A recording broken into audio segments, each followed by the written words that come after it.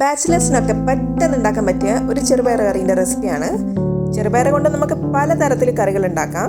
ഞാൻ ഉണ്ടാക്കുന്ന കറിയിൽ തക്കാളി, ഉള്ളി, ഇഞ്ചി, വെളുത്തുള്ളി ഈ വിധ സാധനങ്ങളൊന്നും ചേർക്കുന്നില്ല. പക്ഷേ ടേസ്റ്റിൻ്റെ കാര്യത്തിൽ ഞാൻ ഉണ്ടാക്കുന്ന മെത്തേഡിലുള്ള ചെറുപയർ കറിയാണ് ഏറ്റവും ഇഷ്ടം. ഇത് പുട്ട്, ചപ്പാത്തി, ചോറ് ഏതിൻ്റെ കൂടെയും ബെസ്റ്റ് കോമ്പിനേഷനാണ്. അപ്പോൾ എങ്ങനെ കറി ഉണ്ടാക്കാൻ നോക്കാം. ആദ്യം തന്നെ ഒരു കപ്പ് ചെറുപയറിൽ 2 പച്ചമുളക്, 1/2 ടീസ്പൂൺ മഞ്ഞൾപ്പൊടി, ആവശ്യത്തിന് വെള്ളം ഒഴിച്ചിട്ട് വേവിക്കുക.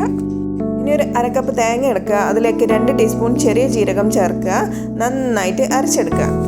ഇനി ഒരു പാനിലേക്ക് ആവശ്യത്തിനുള്ള എണ്ണ ഒഴിച്ച് ആവശ്യത്തിനുള്ള കടുകിടുക. കടുക് പൊട്ടി വരുമ്പം കുറച്ച് ചുവന്ന മുളക്, കറിവേപ്പില ഇത്രയും സാധനം ഇടുക.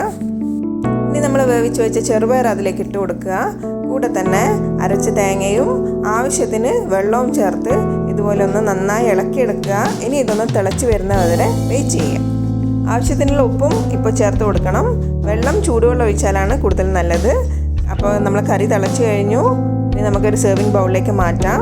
ഇതാണ് നമ്മളെ ടേസ്റ്റിയായ ചെറുപയർ കറി. അപ്പോൾ എല്ലാവരും ഒന്ന് ഉണ്ടാക്കി നോക്കുക. ഇഷ്ടപ്പെട്ടാൽ ലൈക്ക് ചെയ്യുക, ഷെയർ ചെയ്യുക, കമൻറ്റ് ചെയ്യുക, സബ്സ്ക്രൈബ് ചെയ്യുക.